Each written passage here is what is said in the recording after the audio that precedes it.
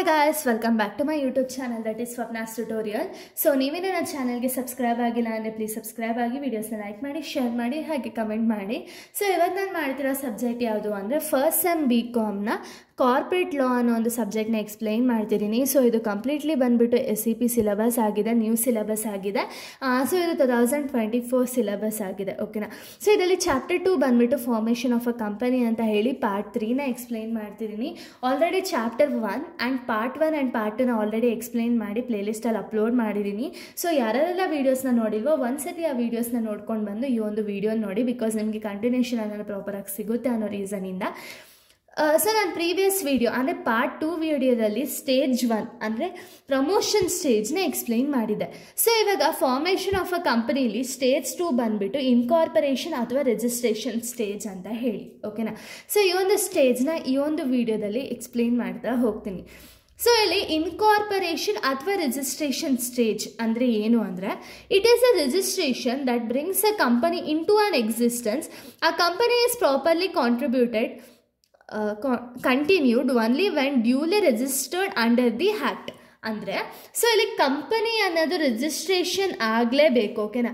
According to companies act 2013 ಪ್ರಕಾರನೋ ಅಥವಾ old act ಪ್ರಕಾರನೋ ಕಂಪನಿ ಅನ್ನೋದು ರಿಜಿಸ್ಟರ್ ಆಗಲೇಬೇಕಾಗಿರುತ್ತೆ, ಓಕೆನಾ. ಈಗ ಕಂಪನಿ ಅನ್ನೋದು ರಿಜಿಸ್ಟರ್ ಆಗದೇನೆ ಕಂಪನಿ ಅನ್ನೋದನ್ನ ನಾವು ರನ್ ಮಾಡೋಂಗೆ ಇಲ್ಲ.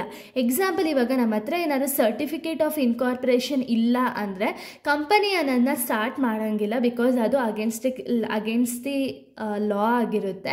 ಸೊ ಇಲ್ಲಿ ಕಂಪನಿ ಏನು ಮಾಡಬೇಕು ಅಂದರೆ ಇವಾಗ ಕಂಪನಿ ಅನ್ನೋದು ಕಂಟಿನ್ಯೂ ಮಾಡಬೇಕು ಅಥವಾ ಕಂಪನಿ ಅನ್ನೋದು ರನ್ ಮಾಡಬೇಕು ಅಂದರೆ ನಾವೇನು ಮಾಡಬೇಕು ಅಂದರೆ ಕಂಪನಿ ಅನ್ನೋದು ರಿಜಿಸ್ಟ್ರೇಷನ್ ಆಗಲೇಬೇಕಾಗುತ್ತೆ. ಅಕಾರ್ಡಿಂಗ್ ಟು ನ್ಯೂ ಆ್ಯಕ್ಟ್ ಆಗಿರ್ಬೋದು ಅಥವಾ ಓಲ್ಡ್ ಆ್ಯಕ್ಟ್ ಆಗಿರ್ಬೋದು, ಕಂಪನಿ ಅನ್ನೋದು ಕಂಪಲ್ಸರಿ ರಿಜಿಸ್ಟ್ರೇಷನ್ ಆಗಲೇಬೇಕಾಗಿರುತ್ತೆ, ಓಕೆನಾ. ಸೊ ಅದನ್ನು ನಾವು ಸೆಕೆಂಡ್ ಸ್ಟೇಜಲ್ಲಿ ನಾವು ತಿಳಿತಾ ಹೋಗೋಣ. ಸೊ ಯಾವ ರೀತಿ ಕಂಪನಿ ಅನ್ನೋದನ್ನ ರಿಜಿಸ್ಟರ್ ಆಗಬೇಕು, ಏನೇನೆಲ್ಲ ಪ್ರೋಸೆಸ್ ಇನ್ವಾಲ್ವ್ ಆಗಿರುತ್ತೆ ಕಂಪನಿ ರಿಜಿಸ್ಟ್ರೇಷನಲ್ಲಿ ಅಂದರೆ the process to get the certificate of incorporation. ನಾನು ಆಗಲೇ ಹೇಳಿದಾಗೆ ಸರ್ಟಿಫಿಕೇಟ್ ಆಫ್ ಇನ್ಕಾರ್ಪೊರೇಷನ್ ಅನ್ನೋದು ಮ್ಯಾಂಡೇಟರಿ ಆಗಿರುತ್ತೆ. ವಿತೌಟ್ ದಿಸ್ ಕಂಪನಿ ಅನ್ನೋದನ್ನ ರನ್ ಮಾಡೋಕ್ಕೆ ಆಗಲ್ಲ, ಓಕೆನಾ. ಈ ಸರ್ಟಿಫಿಕೇಟ್ ಆಫ್ ಇನ್ಕಾರ್ಪೊರೇಷನ್ ಯಾವ ರೀತಿ ನಾವು ತಗೊಳ್ಳೋದು ಅಂದರೆ ಸ್ಟೆಪ್ 1 ಬಂದುಬಿಟ್ಟು application of approval of name. So ಇಲ್ಲಿ ಅಪ್ರೂವಲ್ ಆಫ್ ನೇಮ್ ಅಂದರೆ ಏನು ಅಂದರೆ ಈಗ ಕಂಪನಿಯನ್ನು ನಾವು ಸ್ಟಾರ್ಟ್ ಮಾಡಿದ್ದೀವಿ ಅಂದ್ಕೊಳ್ಳಿ, ಕಂಪನಿ ಅನ್ನೋದಕ್ಕೆ ಒಂದು ನೇಮ್ ಕಂಪಲ್ಸರಿ ಬೇಕೇ ಬೇಕು ಅಲ್ವಾ.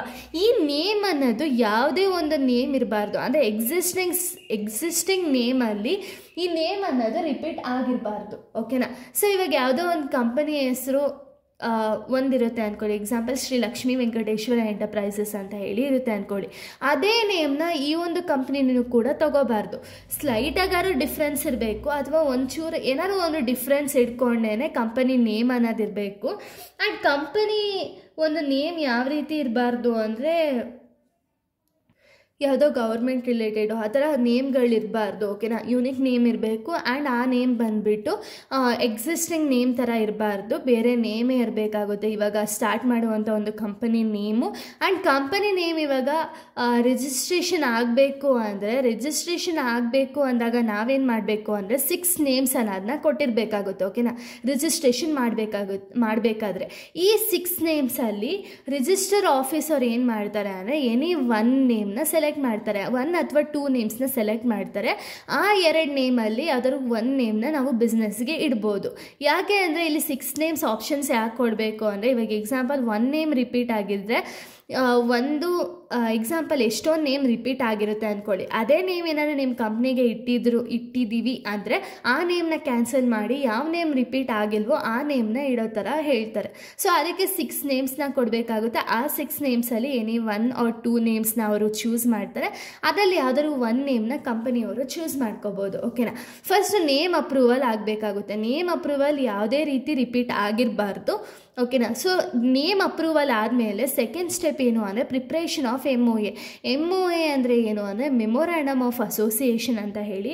ಸೊ ಇದು ತುಂಬ ಇಂಪಾರ್ಟೆಂಟ್ ಡಾಕ್ಯುಮೆಂಟ್ ಆಗಿರುತ್ತೆ. ಸೊ ಇಲ್ಲಿ ಏನೇನೆಲ್ಲ ಡೀಟೇಲ್ಸ್ ಕಂಡಕ್ಟ್ ಮಾಡಿರಬೇಕು ಅಂದರೆ ಕಂಪನಿ ಆಬ್ಜೆಕ್ಟಿವ್ ಏನು, ಕಂಪನಿ ಸ್ಕೋಪ್ ಏನು ಆ್ಯಂಡ್ ಕಂಪನಿಯಲ್ಲಿ ಏನೇನೆಲ್ಲ ಯಾರ್ಯಾರೆಲ್ಲ ಇಂಟರ್ಲಿಂಕ್ಡ್ ಆಗಿರ್ತಾರೆ, ಅಂದರೆ ಔಟ್ಸೈಡರ್ಸ್ ಯಾರ್ಯಾರೆಲ್ಲ ಇರ್ತಾರೋ ಎಲ್ಲ ಡೀಟೇಲ್ಸು ಕೂಡ MOAಯಲ್ಲಿ ಮೆನ್ಷನ್ ಮಾಡಿರಲೇಬೇಕು. ಓಕೆನಾ. ಈ MOA ಅನ್ನೋದು ತುಂಬ ಇಂಪಾರ್ಟೆಂಟ್ ಡಾಕ್ಯುಮೆಂಟ್ ಆಗಿರುತ್ತೆ. ಸೊ ಪ್ರತಿಯೊಂದು ಡೀಟೇಲ್ಸು ಕಂಪನಿ ರಿಲೇಟೆಡ್ ಏನೇನೆಲ್ಲ ಡೀಟೇಲ್ಸ್ ಇದೆಯೋ ಎಲ್ಲ ಡೀಟೇಲ್ಸು ಕೂಡ MOAಯಲ್ಲಿ ಮೆನ್ಷನ್ ಮಾಡಿ MOA ಅನ್ನೋದನ್ನ ಪ್ರಿಪೇರ್ ಮಾಡಬೇಕಾಗುತ್ತೆ. ಅಂದರೆ ಮೆಮೊರಾಂಡಮ್ ಆಫ್ ಅಸೋಸಿಯೇಷನ್ ಅನ್ನೋದನ್ನ ಪ್ರಿಪೇರ್ ಮಾಡಬೇಕಾಗುತ್ತೆ. ಮೆಮೊರಾಂಡಮ್ ಆಫ್ ಅಸೋಸಿಯೇಷನ್ನ ಪ್ರಿಪೇರ್ ಮಾಡಿದ್ಮೇಲೆ ನೆಕ್ಸ್ಟ್ ಸ್ಟೆಪ್ ಬಂದುಬಿಟ್ಟು ಪ್ರಿಪ್ರೇಷನ್ ಆಫ್ AOA ಅಂದರೆ ಆರ್ಟಿಕಲ್ಸ್ ಆಫ್ ಅಸೋಸಿಯೇಷನ್ನ ನಾವು ಪ್ರಿಪೇರ್ ಮಾಡಬೇಕಾಗುತ್ತೆ. ಓಕೆನಾ. ಸೊ ಇಲ್ಲಿ ಆರ್ಟಿಕಲ್ಸ್ ಆಫ್ ಅಸೋಸಿಯೇಷನಲ್ಲಿ ಏನೇನಿರುತ್ತೆ ಅಂದರೆ ರೂಲ್ಸ್ ಆ್ಯಂಡ್ ರೆಗ್ಯುಲೇಷನ್ಸ್ ಅನ್ನೋದನ್ನ ಇರುತ್ತೆ. ಸೊ ಏನೇನೆಲ್ಲ ರೂಲ್ಸು ರೆಗ್ಯುಲೇಷನ್ಸ್ ಇದೆ ಕಂಪನಿಯಲ್ಲಿ ಅನ್ನೋದನ್ನ ಪ್ರತಿಯೊಂದು ರೂಲ್ಸು ರೆಗ್ಯುಲೇಷನ್ಸ್ನು ಕೂಡ AOAಯಲ್ಲಿ ಮೆನ್ಷನ್ ಮಾಡಿ ಪ್ರಿಪೇರ್ ಮಾಡಬೇಕಾಗುತ್ತೆ. Next preparation of other documents ಅಂದರೆ ಯಾವುದ್ಯಾವುದು ಅಂದರೆ ಇವಾಗ ಪವರ್ ಆಫ್ ಅಟಾರ್ನಿ ಯಾರು ಕೊಡಬೇಕು, ಆ್ಯಂಡ್ ಡೈರೆಕ್ಟರ್ಸ್ ಯಾವುದ್ಯಾವುದು, ಆ್ಯಂಡ್ ಅಡ್ರೆಸ್ ಏನಿದೆ, ಇವಾಗ ಕಮ್ಯುನಿಕೇಷನ್ ಮಾಡಬೇಕು ಅಂದರೆ ಯಾವ ಅಡ್ರೆಸ್ ಕಮ್ಯುನಿಕೇಷನ್ ಮಾಡಬೇಕು ಅನ್ನೋ ಒಂದು ಬೇರೆ ಬೇರೆ ಡಾಕ್ಯುಮೆಂಟ್ಸ್ ಇರುತ್ತಲ್ವ, ಎಲ್ಲ ಡಾಕ್ಯುಮೆಂಟ್ಸ್ನೂ ಕೂಡ ಪ್ರಿಪೇರ್ ಮಾಡಬೇಕಾಗುತ್ತೆ. ಓಕೆನಾ. ಈ ಎಷ್ಟು ಡೀಟೇಲ್ಸ್ ನಾವು ಕರೆಕ್ಟಾಗಿ ಪ್ರಿಪೇರ್ ಮಾಡಿದ್ಮೇಲೆ ಪೇಮೆಂಟ್ ಆಫ್ ಫೀಸ್ನ ಮಾಡಬೇಕಾಗುತ್ತೆ. ಸೊ ಇವಾಗ ರಿಜಿಸ್ಟ್ರೇಷನ್ ಆಗಬೇಕು ಅಂದರೆ ಫ್ರೀ ಆಫ್ ಕಾಸ್ಟ್ ರಿಜಿಸ್ಟ್ರೇಷನ್ ಆಗುತ್ತಾ? ಇಲ್ಲ ಅಲ್ವಾ. ಸೊ ಒಂದು ಸರ್ಟನ್ ಅಮೌಂಟ್ನ ನಾವು ಪೇ ಮಾಡಬೇಕಾಗುತ್ತೆ ರಿಜಿಸ್ಟ್ರೇಷನ್ ಆಗಬೇಕು ಅಂದರೆ. ಸೊ ಆ ಒಂದು ಅಮೌಂಟ್ನ ಪೇ ಮಾಡಬೇಕಾಗುತ್ತೆ. ಈ ಪೇ ಮಾಡಿದ್ಮೇಲೆ ಲಾಸ್ಟ್ ಸ್ಟೆಪ್ ಬಂದುಬಿಟ್ಟು ಸರ್ಟಿಫಿಕೇಟ್ ಆಫ್ ಇನ್ಕಾರ್ಪೊರೇಷನ್ನ ಕೊಡ್ತಾರೆ. ಅಂದರೆ ಈ ಒಂದು ಸ್ಟೆಪ್ಪಲ್ಲಿ ಏನಾಗುತ್ತೆ ಅಂದರೆ ನಾವು ಆರಾಮ್ಸೆ ಬಿಸ್ನೆಸ್ ಅನ್ನೋದನ್ನ ಸ್ಟಾರ್ಟ್ ಮಾಡ್ಬೋದು.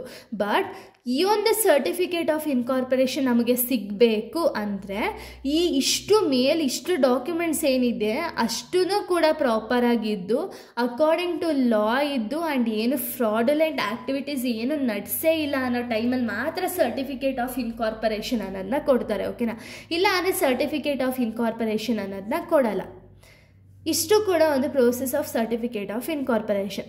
ಇವಾಗ ನಮಗೆ ಎಕ್ಸಾಮ್ ಪಾಯಿಂಟ್ ಆಫ್ ವ್ಯೂ ನಾವು ನೋಡೋದಾದರೆ ಈ ಎರಡು ಡಾಕ್ಯುಮೆಂಟ್ ತುಂಬ ಇಂಪಾರ್ಟೆಂಟ್ ಆಗುತ್ತೆ, MOA ಆ್ಯಂಡ್ AOA. ಓಕೆನಾ.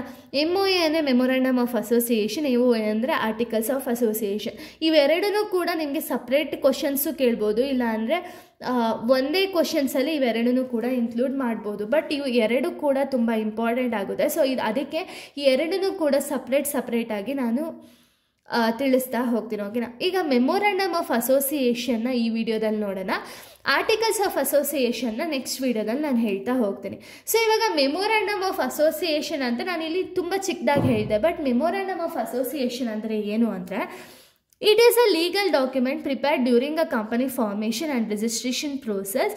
It is defined as a company's relationship with shareholders and specifies the objectives for which the company has been formed. ಅಂದರೆ ಸೊ ನೋಡಿ ಇಲ್ಲೇ ಹೇಳಿದ್ದಾರೆ ಏನು ಅಂದರೆ ಇದೊಂದು ಲೀಗಲ್ ಡಾಕ್ಯುಮೆಂಟ್. ಯಾವಾಗ ಪ್ರಿಪೇರ್ ಮಾಡ್ತಾರೆ ಈ ಒಂದು ಡಾಕ್ಯುಮೆಂಟ್ನ ಅಂದರೆ ಕಂಪನಿ ಫಾರ್ಮೇಷನ್ ಅಥವಾ ರಿಜಿಸ್ಟ್ರೇಷನ್ ಆಗೋ ಟೈಮಲ್ಲಿ ಈ MOA ಅನ್ನೋದನ್ನ ಪ್ರಿಪೇರ್ ಮಾಡ್ತಾರೆ. ಓಕೆನಾ. ಈ MOAಲ್ಲಿ ಏನೇನಿರುತ್ತೆ, objectives of business, scope of the business, and ಯಾರ್ಯಾರೆಲ್ಲ ಲಿಂಕ್ ಆಗಿರ್ತಾರೆ ಬಿಸ್ನೆಸ್ ಆ್ಯಂಡ್ ಕಂಪನಿ ಇಂಟರ್ಲಿಂಕ್ಡ್ ಯಾರ್ಯಾರೆಲ್ಲ ಇದ್ದಾರೆ ಅನ್ನೋದನ್ನ ಪ್ರತಿಯೊಂದು ಡೀಟೇಲ್ಸಲ್ಲೂ ಕೂಡ MOAಯಲ್ಲಿ ಮೆನ್ಷನ್ ಮಾಡಿರ್ತಾರೆ. ಓಕೆನಾ. ಸೊ ಇಲ್ಲಿ ಮೆನ್ಷನ್ ಮಾಡಬೇಕು ಏನು ಅಂದರೆ ಕಂಪನಿ ಪ್ರೈವೇಟ್ ಕಂಪನಿನ ಅಥವಾ ಪಬ್ಲಿಕ್ ಕಂಪನಿನ ಅಂತ ಹೇಳಿ ಮೆನ್ಷನ್ ಮಾಡಿರಲೇಬೇಕಾಗುತ್ತೆ MOAಯಲ್ಲಿ. ಸೊ ಇಲ್ಲಿ ಪ್ರತಿಯೊಂದು ಡೀಟೇಲ್ಸ್ನು ಕೂಡ ಪ್ರಾಪರಾಗಿ ಮೆನ್ಷನ್ ಮಾಡಲೇಬೇಕು MOAಯಲ್ಲಿ. ಯಾಕೆಂದರೆ ಇದು ತುಂಬ ನೆಸೆಸರಿ ಡಾಕ್ಯುಮೆಂಟ್ ಆಗಿರುತ್ತೆ ಪ್ರತಿಯೊಂದು ಕಂಪ್ನಿಗೂ ಕೂಡ. ಸೊ ಇಲ್ಲಿ ಸ್ವಲ್ಪ ಕ್ಲಾಸಸ್ ಇದೆ. ಏನೇನೆಲ್ಲ ಕ್ಲಾಸಸ್ ಅಂದರೆ ಇದು ತುಂಬ important concept. So clauses of MOA ಯಾವುದ್ಯಾವುದು ಅಂದರೆ ನೇಮ್ ಕ್ಲಾಸ್. ಸೊ ಇಲ್ಲಿ ನೇಮ್ ಕ್ಲಾಸ್ ಅಂದರೆ ಏನು ಅಂದರೆ ಸೊ ಇಲ್ಲಿ ಕಂಪನಿ ಏನು ಮಾಡಬೇಕು ಅಂದರೆ ಕಂಪನಿ ನೇಮ್ ಏನಿದೆ ಮೆಮೊರಾಂಡಮ್ ಆಫ್ ಅಸೋಸಿಯೇಷನಲ್ಲಿ ಕಂಪನಿ ಪ್ರಾಪರ್ ನೇಮ್ ಏನಿದೆ ಆ ಪ್ರಾಪರ್ ನೇಮ್ನ ಇಲ್ಲಿ ಮೆನ್ಷನ್ ಮಾಡಿರಬೇಕಾಗುತ್ತೆ. ಈ ಡಾಕ್ಯುಮೆಂಟ್ನ ಪ್ರಿಪೇರ್ ಮಾಡಬೇಕಾದ್ರೆ ನೇಮ್ ಏನಿದೆ ಕಂಪನಿ ನೇಮ್ನ ಪ್ರಾಪರಾಗಿ ಮೆನ್ಷನ್ ಮಾಡಬೇಕಾಗುತ್ತೆ. ವೆದರ್ ಅದು ಪ್ರೈವೇಟ್ ಕಂಪ್ನಿನ ಪಬ್ಲಿಕ್ ಕಂಪನಿನ ಅಂತ ಹೇಳಿ ಗೊತ್ತಾಗುತ್ತೆ. ಯಾವಾಗ ಅಂದರೆ ಪ್ರೈವೇಟ್ ಕಂಪ್ನಿ ಆದರೆ ಪ್ರೈವೇಟ್ ಲಿಮಿಟೆಡ್ ಅಂತ ಹೇಳಿ ಲಾಸ್ಟಲ್ಲಿ ಬಂದಿರಬೇಕಾಗುತ್ತೆ. ಪಬ್ಲಿಕ್ ಕಂಪನಿ ಆದರೆ ಲಿಮಿಟೆಡ್ ಅಂತ ಹೇಳಿ ಬಂದಿರಬೇಕು. ಓಕೆನಾ. ಪ್ರಾಪರ್ ನೇಮ್ ಅನ್ನೋದನ್ನ ಮೆನ್ಷನ್ ಮಾಡಬೇಕು. ನೆಕ್ಸ್ಟ್ ರಿಜಿಸ್ಟರ್ಡ್ ಆಫೀಸ್ ಕ್ಲಾಸ್ ಅಂದರೆ ಏನು ಅಂದರೆ ಸೊ ಇಲ್ಲಿ ಕಂಪನಿ ಏನು ಮಾಡಬೇಕು ಅಂದರೆ ಕಂಪನಿಯ ಒಂದು ಪ್ರಾಪರ್ ಅಂದರೆ ಫುಲ್ ಅಡ್ರೆಸ್ನ ಮೆನ್ಷನ್ ಮಾಡಿರಬೇಕಾಗುತ್ತೆ. ಓಕೆನಾ. MOAಲ್ಲೇ ಕಂಪ್ಲೀಟ್ ಅಡ್ರೆಸ್ನ ಮೆನ್ಷನ್ ಮಾಡಿರಬೇಕಾಗುತ್ತೆ. ಯಾಕೆಂದರೆ ಏನಾದ್ರು ಲೆಟರ್ಸ್ ಆಗಿರಲಿ, ಏನಾದ್ರು ಡಾಕ್ಯುಮೆಂಟ್ಸ್ ಆಗಿರಲಿ, ಟ್ರಾನ್ಸ್ಫರ್ ಮಾಡಬೇಕಾದ್ರೆ ಈ ಒಂದು ಅಡ್ರೆಸ್ ಅನ್ನೋದನ್ನ ಮೆನ್ಷನ್ ಮಾಡಿರಲೇಬೇಕು. ಓಕೆನಾ. Next object class. Object class ಅಂದರೆ ಏನು ಅಂದರೆ ಇವಾಗ ಕಂಪನಿ ಸ್ಟಾರ್ಟ್ ಮಾಡಿರೋ ಉದ್ದೇಶ ಏನು ಅನ್ನೋದನ್ನು ಕೂಡ MOAಯಲ್ಲಿ ಮೆನ್ಷನ್ ಮಾಡಿರಬೇಕು. ಓಕೆನಾ. Next liability class. Liability class ಅಂದರೆ ಏನು ಅಂದರೆ ಕಂಪನಿ ಲಿಮಿಟೆಡ್ ಲಯಬಿಲಿಟಿನ ಅಥವಾ ಅನ್ಲಿಮಿಟೆಡ್ ಲಯಬಿಲಿಟಿನ ಅಂತ ಹೇಳಿ ಮೆನ್ಷನ್ ಮಾಡಬೇಕು. Next capital class. So capital class ಅಂದರೆ ಏನು ಅಂದರೆ ಎಷ್ಟು ಕ್ಯಾಪಿಟಲ್ ರಿಕ್ವೈರ್ಡ್ ಇದೆ ಕಂಪನಿ ಒಂದು ಸ್ಟಾರ್ಟ್ ಮಾಡೋದಕ್ಕೆ, ಒಂದು ಕಂಪನಿ ಕ್ಯಾಪಿಟಲ್ನ ಯಾವ ಮುಖಾಂತರ ರೈಸ್ ಮಾಡಿದ್ದಾರೆ. ಇವಾಗ ಎಕ್ಸಾಂಪಲ್ ಶೇರ್ಸ್ ಡಿಬೆಂಚರ್ಸ್ನ ಯಾವ ರೀತಿ ಕಂಪನಿ ಕ್ಯಾಪಿಟಲ್ನ ರೈಸ್ ಮಾಡಿದ್ದಾರೆ ಪ್ರತಿಯೊಂದು ಡೀಟೇಲ್ಸು ಕೂಡ ಮೆನ್ಷನ್ ಮಾಡಿರಬೇಕಾಗುತ್ತೆ ಕ್ಯಾಪಿಟಲ್ ಕ್ಲಾಸಲ್ಲಿ. Next associate class. Associate class ಅಂದರೆ ಏನು ಅಂದರೆ ಎಷ್ಟು ಇವಾಗ ಎಕ್ಸಾಂಪಲ್ ಪ್ರತಿಯೊಂದು ಡೀಟೇಲ್ಸು ಪ್ರಾಪರಾಗಿತ್ತು ಅಂದರೆ ಕಂಪನಿಲಿರುವಂಥ ಒಂದು ಡೈರೆಕ್ಟರ್ಸ್ ಏನಿದ್ದಾರೆ ಆ ಡೈರೆಕ್ಟರ್ ಸೈನ್ ಮಾಡಿರಬೇಕಾಗುತ್ತೆ. ಓಕೆನಾ. ಅದನ್ನು ನಾವು ಅಸೋಸಿಯೇಟ್ ಕ್ಲಾಸ್ ಅಂತ ಹೇಳಿ ಕರಿತೀವಿ. ಸೊ ಇಷ್ಟು ಕ್ಲಾಸಸ್ನು ಕೂಡ ನಾವು ಆಲ್ಟರ್ ಮಾಡ್ಬೋದಾ ಅಂದರೆ ಹೌದು, ಆಲ್ಟರ್ ಮಾಡ್ಬೋದು. ಬಟ್ ಯಾವ ರೀತಿ ಆಲ್ಟರ್ ಮಾಡೋದು ಅಂದರೆ ಇವಾಗ example address of the company, ಇವಾಗ ಒಂದು ಅಡ್ರೆಸ್ ಕೊಟ್ಟಿರ್ತೀವಿ ಅಂದ್ಕೊಳ್ಳಿ. ನೆಕ್ಸ್ಟ್ ನಾವು ಎಲ್ಲೋ ಬೇರೆ ಕಡೆ ಕಂಪ್ನಿ ಇವಾಗ ಆ ಅಡ್ರೆಸ್ ಬೇಡ, ಇವಾಗ ಎಕ್ಸಾಂಪಲ್ ಬಾಡಿಗೆಯಲ್ಲಿ ಏನಾದ್ರು ಸ್ಟಾರ್ಟ್ ಮಾಡಿದ್ದಾರೆ ಕಂಪ್ನಿನ ಅಂದರೆ ಬಾಡಿಗೆ ತೊಗೊಂಡು ಅಲ್ಲೇನೋ ಇಶ್ಯೂಸ್ ಆಯಿತು ಅಂದ್ಬಿಟ್ಟು ಬೇರೆ ಕಡೆ ಟ್ರಾನ್ಸ್ಫರ್ ಮಾಡೋಣ ಅಂದ್ಕೊಂಡು ಆವಾಗ ಅಡ್ರೆಸ್ ಚೇಂಜ್ ಮಾಡೋಕ್ಕಾಗಿಲ್ಲ ಅಂದರೆ ಆವಾಗ ಅದು ಕೂಡ ಹಿಂಸೆ ಅಲ್ವಾ. ಸೊ ಅದಕ್ಕೆ ಆಲ್ಟ್ರೇಷನ್ ಆಪ್ಷನ್ನು ಕೂಡ ಕೊಟ್ಟಿದ್ದಾರೆ. ಅದು ನೆಕ್ಸ್ಟ್ ಕಾನ್ಸೆಪ್ಟ್ ಆಗಿದೆ process of alteration of MOA. ಯಾವ ರೀತಿ MOA ಅನ್ನೋದನ್ನ ಆಲ್ಟ್ರೇಟ್ ಮಾಡ್ಬೋದು ಅಂದರೆ ಫಸ್ಟು ಬೋರ್ಡ್ ಆಫ್ ಡೈರೆಕ್ಟರ್ಸ್ ಮೀಟಿಂಗ್ನ ಕಂಡಕ್ಟ್ ಮಾಡಬೇಕಾಗುತ್ತೆ, ಬೋರ್ಡ್ ಮೀಟಿಂಗ್ನ ಕರಿಬೇಕಾಗುತ್ತೆ. ಸೊ ಆ ಬೋರ್ಡ್ ಮೀಟಿಂಗಲ್ಲಿ ಬೋರ್ಡ್ ಮೀಟಿಂಗ್ ಅಥವಾ ಒಂದು ಜನರಲ್ ಮೀಟಿಂಗ್ ಈ ಎರಡು ಮೀಟಿಂಗಲ್ಲೂ ಕೂಡ ಡಿಸ್ಕಸ್ ಮಾಡ್ಬೋದು ಆಲ್ಟ್ರೇಷನ್ ಆಫ್ MOA ಬಗ್ಗೆ. ಸೊ ಅದಾದಮೇಲೆ ಒಂದು ಸ್ಪೆಷಲ್ ರೆಸಲ್ಯೂಷನ್ಸ್ನ ತಗೊಳ್ತಾರೆ. ಆಮೇಲೆ ಇವ್ರಿಗೇನು ಇಶ್ಯೂಸ್ ಇದೆಯೋ ಅದನ್ನು ROCನ ಅಪ್ರೂವಲ್ ಕೊಡ್ತಾರೆ. ಓಕೆನಾ. ಇಷ್ಟು ಕೂಡ ಒಂದು ಕಾನ್ಸೆಪ್ಟ್ ಆಫ್ MOA ಮತ್ತು ಸ್ಟೇಜ್ 2 ಆಗಿದೆ. ನೆಕ್ಸ್ಟು ವಿಡಿಯೋದಲ್ಲಿ ನಾನು AOA ಅಂದರೆ ಆರ್ಟಿಕಲ್ಸ್ ಆಫ್ ಅಸೋಸಿಯೇಷನ್ ಈ ಡಾಕ್ಯುಮೆಂಟ್ಸ್ನ ಒಂದು ಕಂಟೆಂಟ್ಸ್ ಏನಿದೆ ನೆಕ್ಸ್ಟು ವಿಡಿಯೋದಲ್ಲಿ ನಾನು ಎಕ್ಸ್ಪ್ಲೈನ್ ಮಾಡ್ತೀನಿ. So thank you guys, thanks for watching.